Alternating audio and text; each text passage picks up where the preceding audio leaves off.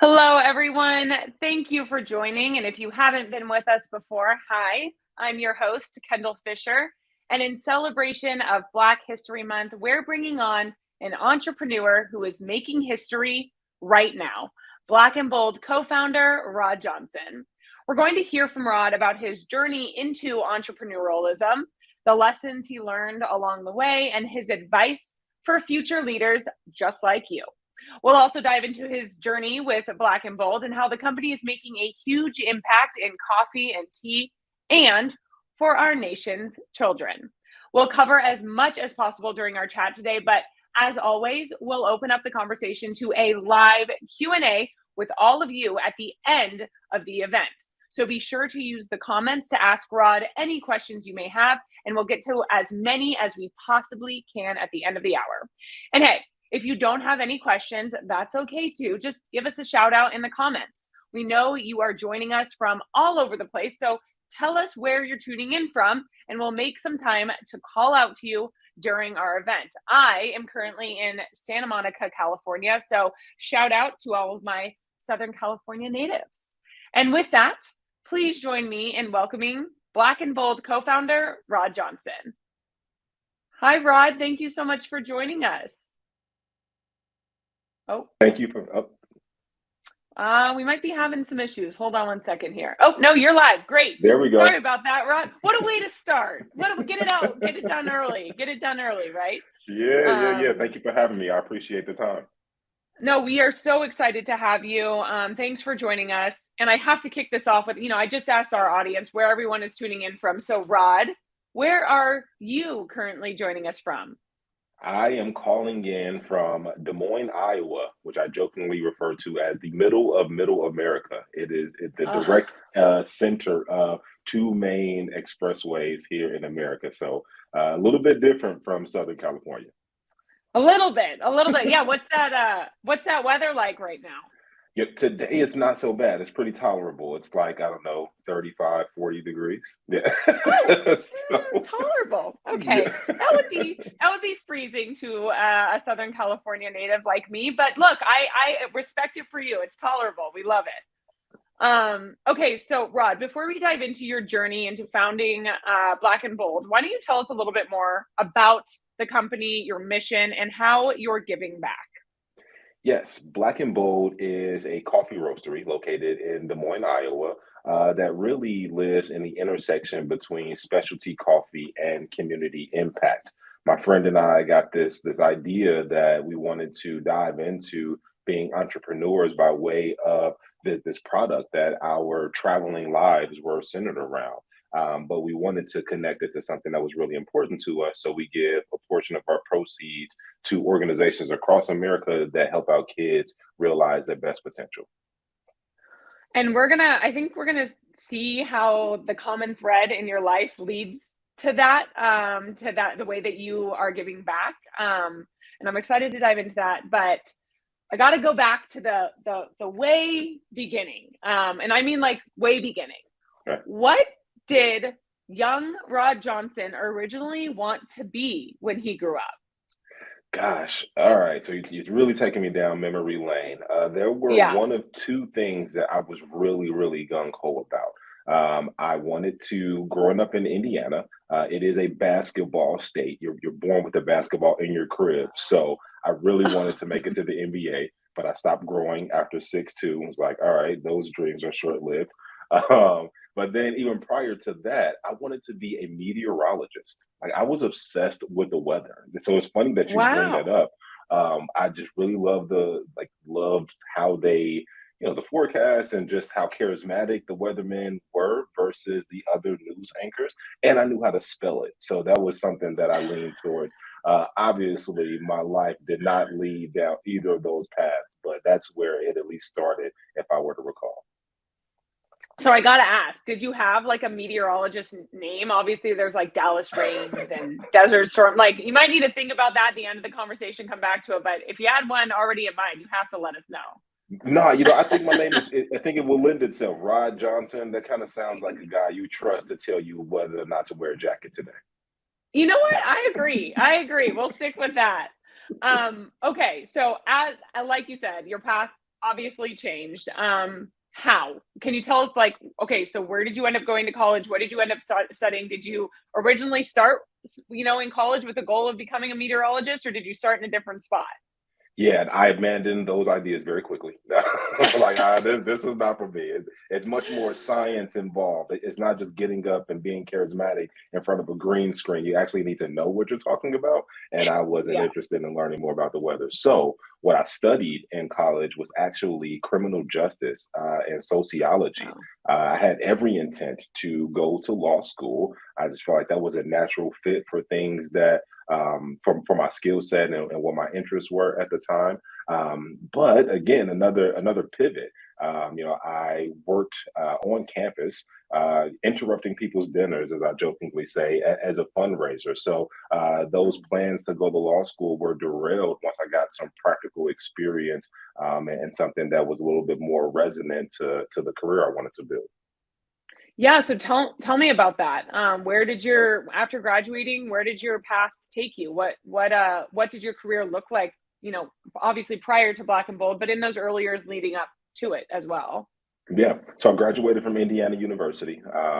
And during that time, I worked at our student outreach call center, right? Where we're calling alumni, we're asking them for 20 bucks. Can you give back to your university because you had such a great time there? And I was really good at it. I enjoyed the conversations and the connectivity that I was able to have with people who had sat in my seat and walked in my literal footsteps. And I ultimately went on to build a career in fundraising. So immediately after college, I got a job with a company that would place their employees at different colleges and universities and healthcare institutions across America. My first assignment was actually in Northern California for University of the Pacific. Worked kind of behind the scenes Yeah. as a fundraising strategist, and then went on to continue to ascend up that ladder, going from behind the scenes to more of a frontline fundraiser, aka meeting with donors, taking them out to dinner and coffee, and trying to find ways to connect them to bigger institutional initiatives. Trying to convince them to fund those initiatives, so to speak. Okay, so it make that path makes total sense to me. You started off at a job, while you were in college. You realized you were good at it and you followed it afterwards. But I know there's a mission here, because I know that there's a common thread between helping young people really find and reach their full potential and their full purpose.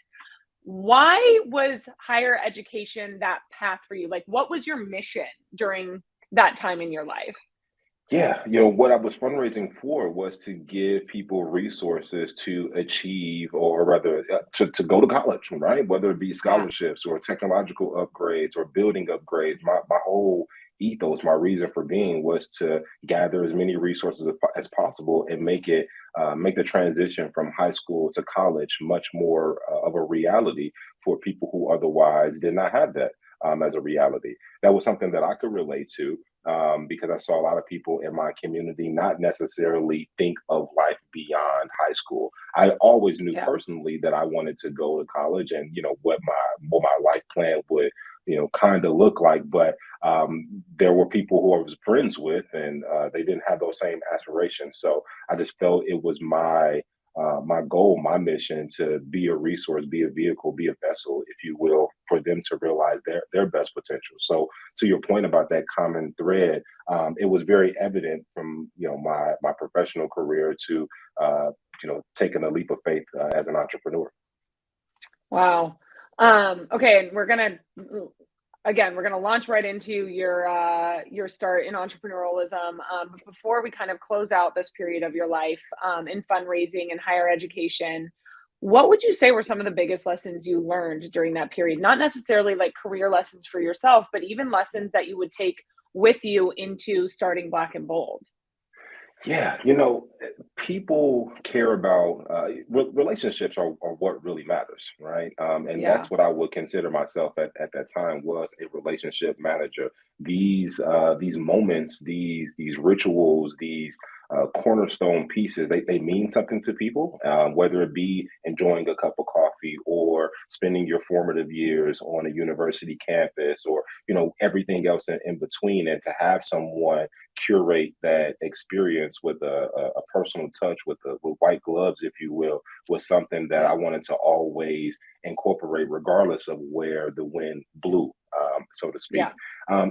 In addition to that, I also learned that there are multiple reasons why people invest their time, their energy, their efforts. You may think that, I'll use the colleges, for example, raising money, you may think is because they had such a great time partying and a social life. But in all actuality, they may want to give back because they were the recipient of scholarships, or they want to make sure that their professors are that they have endowments to use to heighten the experiential learning experience for their students. So Yeah. what I learned is that asking questions to really get down to why someone wants to invest and therefore maintain a relationship with you, something that I'm going to carry on, in perpetuity. And I can't wait to hear how that's impacted you at Black and Bold. And that's actually interesting because, again, like some of those connections, like some of the best connections you make is over coffee. Right. And I can't wait to hear how that's continued. Really quick though, I don't know if you know this, but we have people joining in from all over the world, and I just want to quickly make sure I shout out to everybody who's told us that they're joining in. Okay, so I think I'm gonna get this name right. We have Alexander, who's joining us from Ukraine. Hi, thank you so much for joining us. We have Adralan from Kurdistan. We have people joining us from Abu Dhabi. We wow. have, let's see, oh my gosh, Camille is joining us from Washington, D.C. Soytak is joining us. Hi, bonjour. I'm sure that's from France. We have Mindy from Phoenix, Arizona. We have Patricia from Argentina, Junior from Mexico. And then a couple people asking questions. Again, please ask your questions. We will get to that at the end of today's event. Do not stop. Keep shouting out. Keep asking your questions. We will get to as many of you as we possibly can. We've got Mayuresh from India. We've got George from Kenya.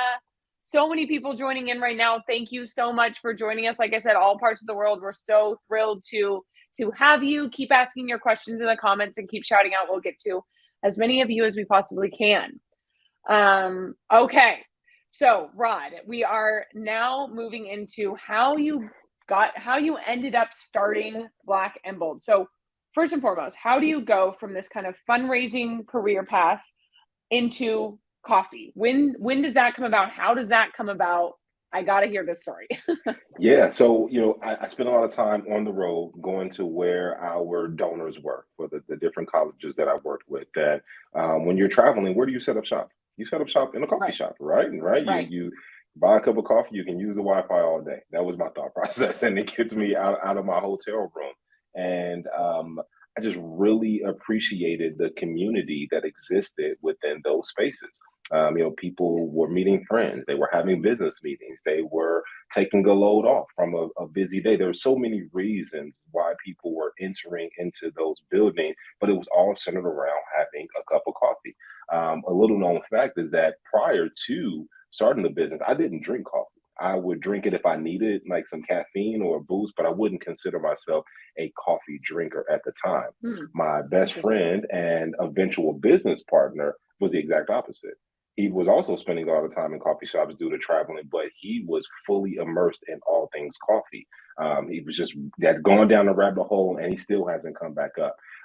Simultaneously, we were just unfulfilled in our careers, right? I was amassing some success and continuing to climb up among the ranks, and just didn't feel connected back to the end result of what I was raising money for, and wanted to have a little bit more ownership of that as well as my time.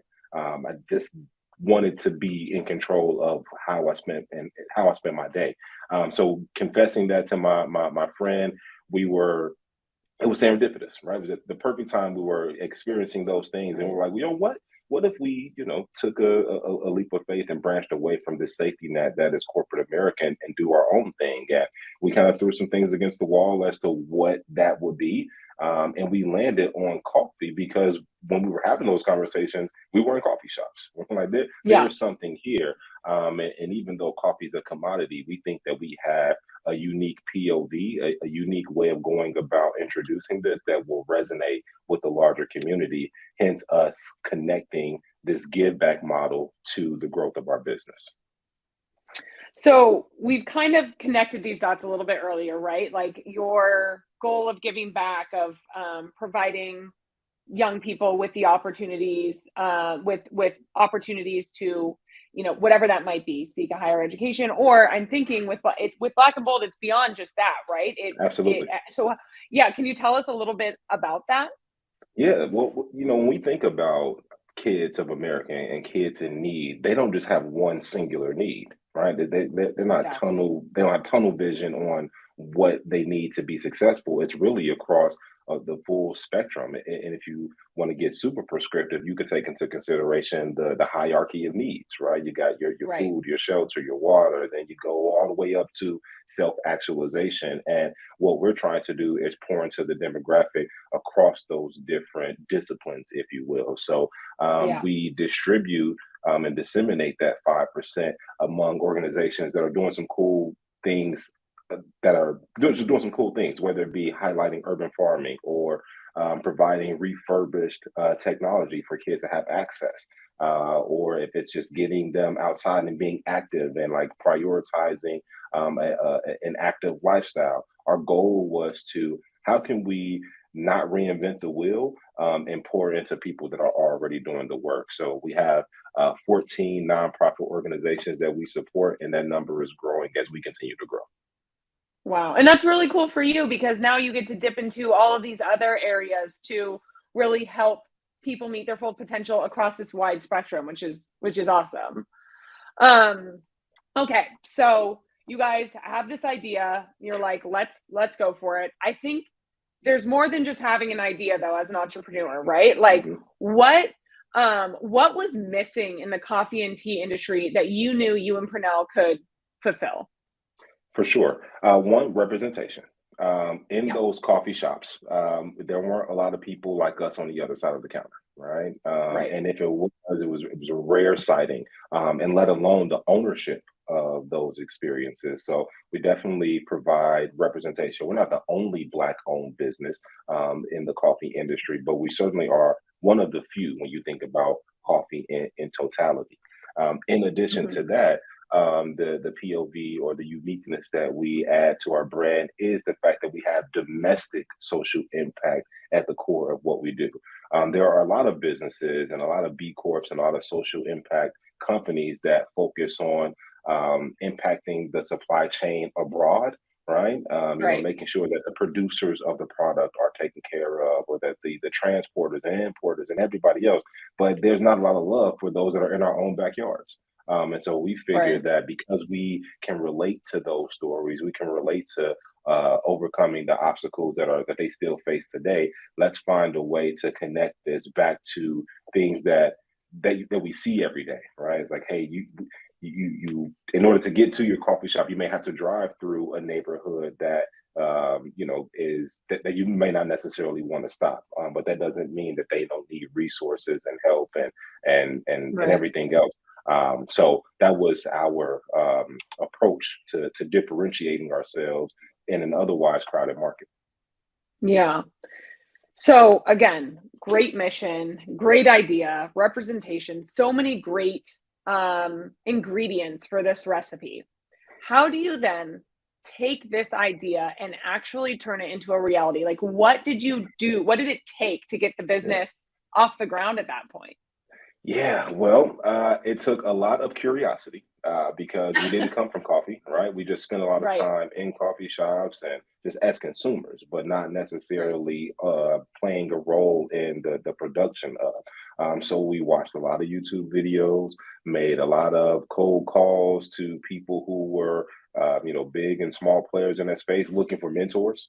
Mhm. Hey, how can you assist us as we're on this journey? As you can imagine, some people close the door in our face and like, no, you're competition now, so I don't want to help you. And there were other people who were very gracious and and we still have those relationships with them today. So we took a very organic and grassroots approach in building this business, and I'm appreciative of that because I have more insight to all of the nuance that exists Yeah. within my business as opposed to going about it in a different way. I think my business partner would say the same thing, even though we experience some growing pains, but it only makes you better. It only makes you stronger, and it deepens your appreciation for the path that you're on. Yeah, that's super cool. I mean, I think that's also really interesting for anybody who's tuning in right now that has a passion for something, but maybe doesn't have the history in it, right? Like you can learn. And I love that what you said, like you ask people, even when people close the door on you, you'd ask the next person and you're not afraid to do that, finding mentors, all of that, in across any industry in whatever, way you want to start a company. That's all critical. And I think curiosity is so important because as soon as you lose curiosity, as soon as you stop asking questions, you stop learning and you Right. stop being able to continue to build. So I love that you hit on that. So it's like, again, really solid advice for anyone across any industry, whether you've been a longtime leader or not, whether you're just becoming one or becoming a founder. Yeah. So Another thank you thing for, Yeah, I yeah, wanted to also add, you talked about these common threads.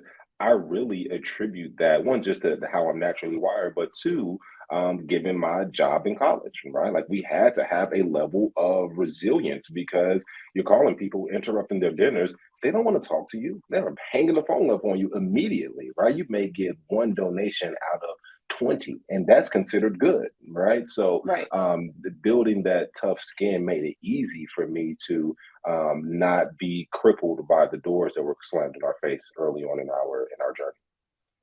Absolutely. And to kind of also bring it full circle, I know you had talked about one of your biggest lessons in the fundraising part of your career was, kind of providing that white glove experience, really connecting with people. How did you then take that lesson and apply it when you were building Black and Bold?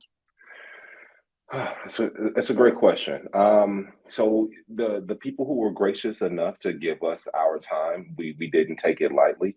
We Yeah, were very attentive in those conversations, and we also wanted to provide value for them. It wasn't just a one-way street. We wanted it to be less transactional, more about deepening our relationship. So just having a keen interest and a keen focus on those who were generous enough to help us, I would say it's kind of similar to that white glove experience. And then also the way that we produce our products, right? It's not yeah, just on an assembly line and we don't care about the quality or the tasting experience. No, we actually care about it way more than a lot of our competitors. When you think about the coffee shop experience, which is different from our business model, the focus isn't on the taste of the coffee. It's more about espresso based drinks. Give me the espresso yeah, shot and then add in all this extra stuff. Give me the milk, yeah, give me the caramel, the whipped cream, blah blah blah. The coffee is kind of in the back seat.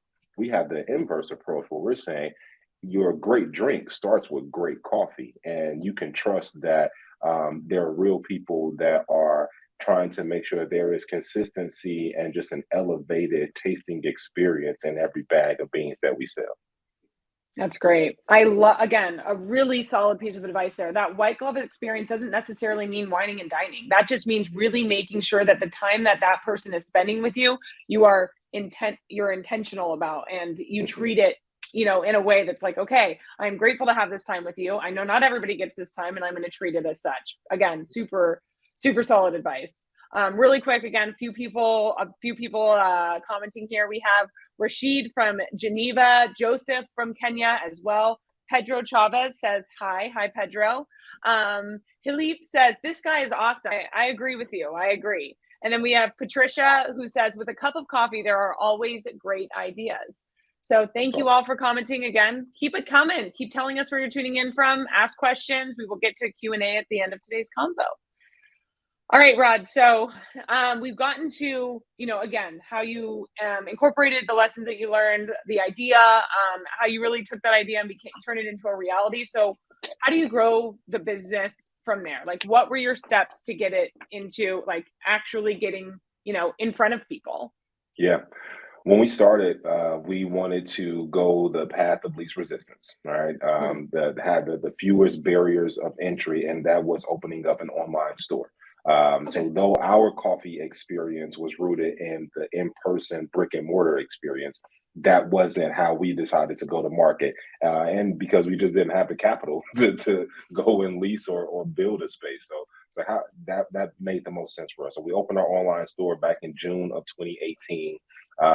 Soon thereafter, we got a presence on Amazon, and eventually, after many conversations and many tries, we were awarded our first distribution deal by way of Target, a national distribution deal, to the tune of about 350 stores. This all happened at the top of 2020, end of 2019, and the beginning of 2020. And as we all know, what happened in March of 2020, pull the plug, everything stops. So no one's going to the stores. It's just kind of a standstill for everything, including and Right. especially small businesses. And many of our eggs were in that basket of retail distribution because we wanted our products to be accessible. We want this idea of social impact to be accessible. So as opposed to having a coffee shop, let's go to where the people are. Well, there's a disconnection when the people aren't going to the store. Yeah. Fortunate for us, though, we were already set up online. We had a much more Right. mature ecom experience. And as we found out, coffee drinkers are very resilient. They're going to find a way to get their fix. And they found us online. And from there, it just, the growth of our business ballooned.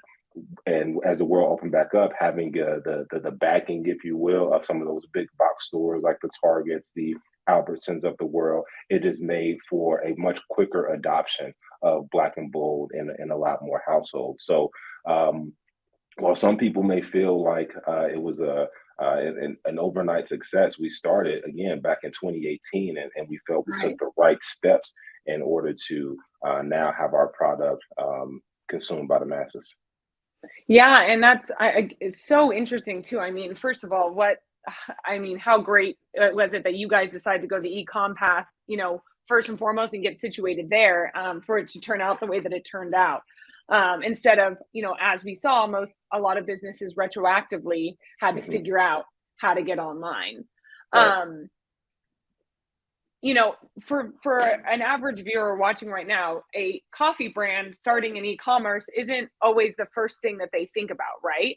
What what made you realize that that could, obviously, prior to COVID, prior to things shutting down, like what made you think, okay, this is the way that we're going to reach people?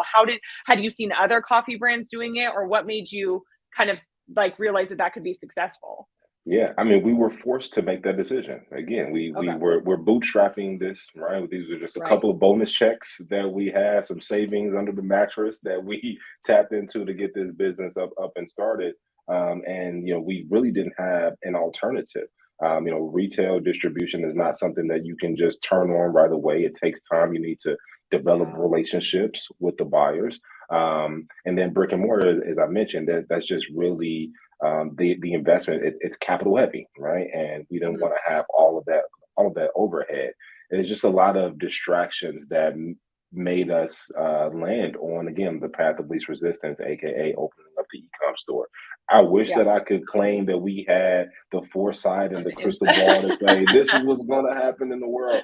That wasn't the case. It was a matter of how can we get this business off the ground? How can we start? If we start, we can figure everything else out, and ecom made the most sense to us at that time.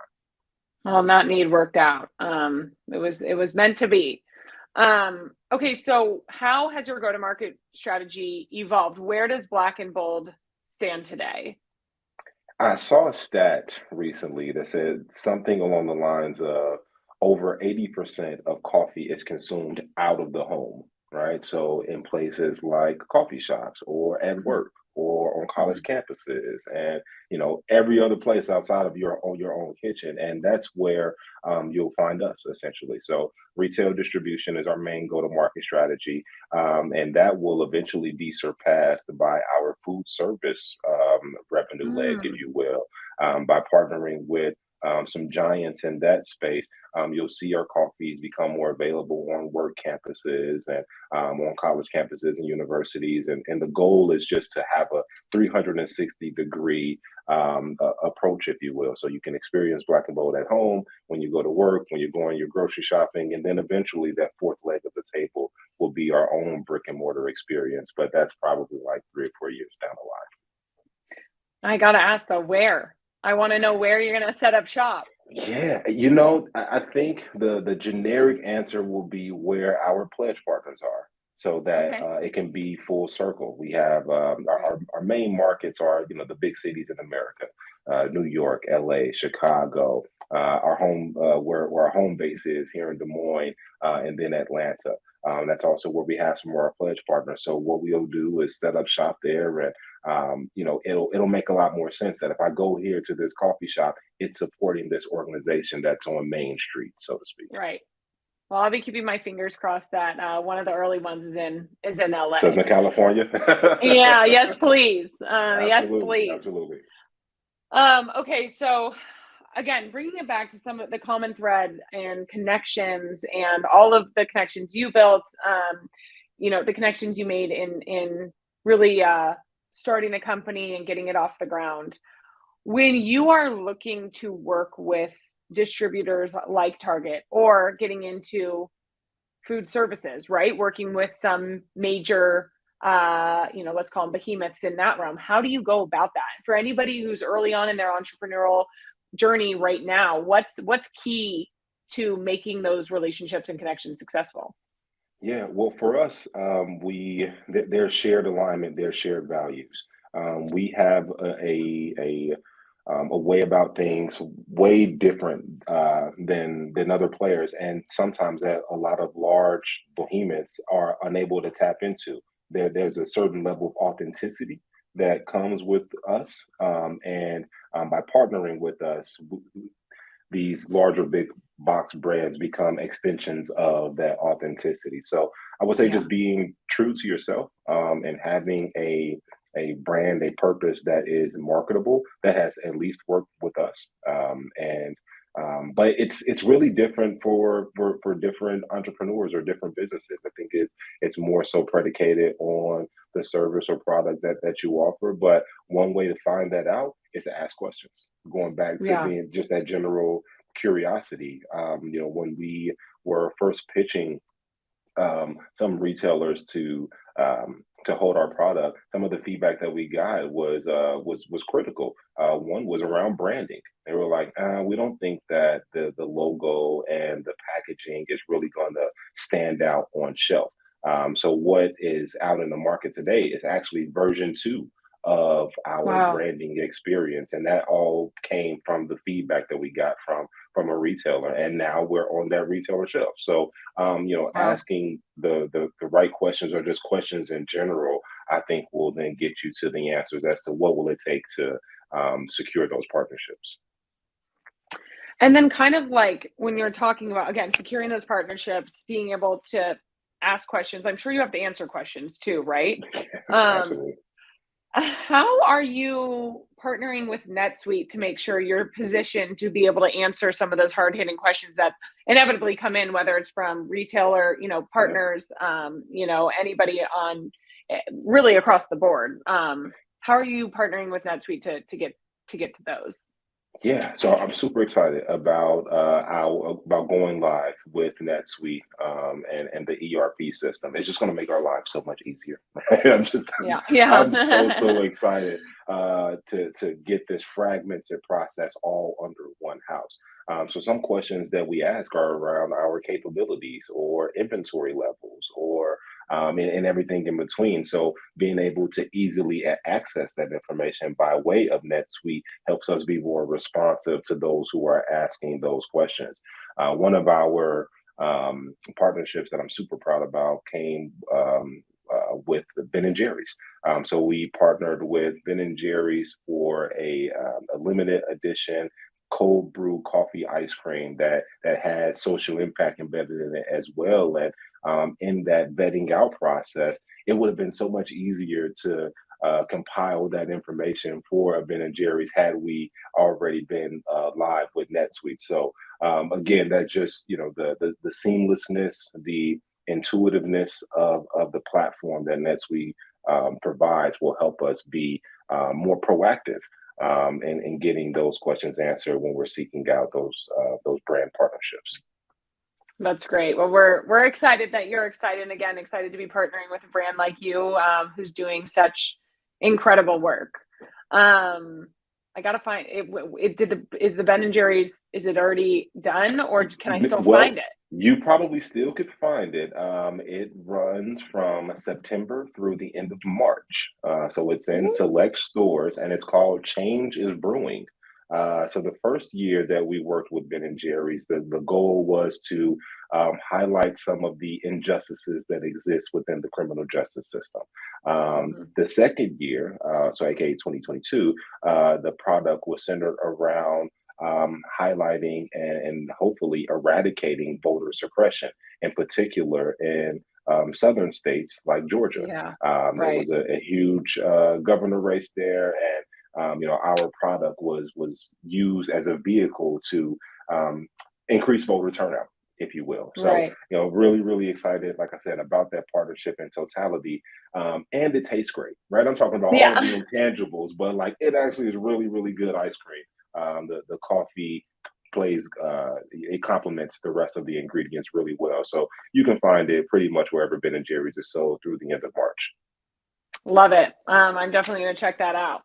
All right, we're going to open it up here, Rod, in just a second to questions that are coming in from the audience. But before we do, I have one final question on my end.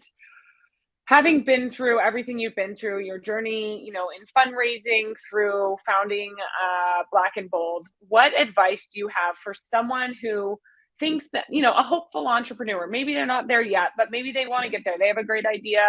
They want to make it a reality. What advice do you have for them? Be nimble. Right. They don't dig your heels in the sand, stay on your toes, because you are going to be faced with so many twists and turns and obstacles and pivots. It's inevitable. So to be stubborn and to be so like heavy footed, if you will, in your beliefs and your approach, I think is a recipe for disaster. There have been so many times where I've had to renege or reconsider the way that we are processes, right? It's like, I don't know if this is the best plan of action. And had I been digging my heels in the sand, then I don't necessarily know if we would have amassed the success that we have to this date. So be nimble, stay open-minded, and ignore the imposter syndrome, right? There's going to be a time where you're going to have doubts. And we still have doubts to this day. I mean, as we continue to embark on new heights and try to reach new plateaus, there is some doubt, some self-doubt, some questioning that comes in, like, do you deserve this? Are you supposed to be here? Your competitors now are legacy brands, the Caribou coffees, the Pete's coffees in the world. You're small potatoes. There's that little nagging voice there, but I would say ignore it, right? Because there is an audience out there for you. It's just up to you to find them. Wow. Again, solid. I know I was saying that about like future entrepreneurs, but I needed that advice today, Rod. So I really, really appreciate that. Thank you. Thank you for sharing that. Again, we have questions coming in from the audience right now. So I am going to open it up to all of you who are tuning in. Again, if you still have questions, don't hesitate. Keep commenting. We're going to get to as many. We still have time to get to as many as we can. Again, keep shouting out. And we'll do our best to say hello to as many of you as possible. In fact, I think some of you have already. We have another Christelle Monet is joining us from France. Thank you for tuning in. We have a Trisha joining in, and then Camille asks, great first Q&A question. Camille asks, what is your vision for the future of Black and Bold? We are a B Corp organization, which means that we care about our stakeholders as much as we do our shareholders. It's not just about selling coffee for us. It's about solving a bigger societal problem. We're a purpose-driven brand. And like Ben and Jerry's, I want to be known as a social impact company that sells a widget, as opposed to being a company that sells the widget that does a little bit of social impact on the side. I'm hoping that we can lean into being a social impact company by standing up our own nonprofit foundation. We're actually in the process of getting that up and running and established by the end of this year. Hopefully, June timing is what we're targeting, and this will give us the opportunity to own more of our programming and really developing from our POV what the resources that we think are necessary for kids in need. In addition to the social impact work that we're already doing with the other organizations, this is just rounding out us being philanthropic, if you will. So that's what I'm hoping to do, and that's really what my role in the company as chief values officer is to make sure that we're showing up as ourselves in every arena that we play in. That's great. I had Tori from Santa Monica actually chime in on that and say, well, how will the partnership with Netsuite help you in achieving those future goals? It's just going to streamline our processes. With a lot fewer spreadsheets, a lot. It won't be as Yeah, fragmented. It's just going to all live in one place, and then that will free up some capacity and bandwidth for us to continue to think and progress our business. So taking care of that, I think, like I said, opens the door for us to do some really cool things. Paul in Connecticut asked, how do we continue to open the doors of the coffee world to be more inclusive, not only brands, but as consumers? Oh gosh, that's a great question. There are one. I say crowded, but it's not really crowded. There's space at the table for everybody, and I would say just broaden your horizons. There are a lot of coffee companies that are doing some great work in their respective communities, whether it be from the origin where the coffee is produced, and to domestically like us. So you can look for certain badges, such as like a B Corp badge or Fair Trade certified, or trying to think of some other ones. But those certifications, those designations will let you know that this is a company that's hoping to provide more inclusivity, across the board within whatever they have control over. Of course. Fritz from New Guinea asks, what's your favorite way to make coffee? Yeah, I'm a French press guy. I Oh, prefer nice. French press. I like the texture of it. It's more silky. I think that it's more flavorful given how the coffee is brewed, as opposed to like I'll pick on our Keurig K-cup pods, where the water kind of pierces through the pod. There's not a lot of time where there's like immersion, if you will. With the French press, that's all it is, right? You're pouring Hmm. the water in the carafe with the beans, I mean with the grounds, and that's where the brewing process takes place. And I think that it provides for a more robust cup of coffee when you think about the flavor Hmm. profile. So that's my way, but I think that anyway is whichever way is Yeah. most convenient. There are some people who like to press the button on the Keurig machines, and Yeah. kudos to them. And then there are others who are a little bit more intentional and they like the pour over method. And great if you got time for that. Me, I'm Yeah. somewhere in the middle with the French press. There you go. I happen to know Fritz, and Fritz is a pour over guy. So Okay. um, he also added to that, what future coffee trends intrigue you? What intrigues me is cold brew. Okay. Cold brew coffee is something that I think is going to balloon in popularity here over the next few years because it over indexes on Gen Z.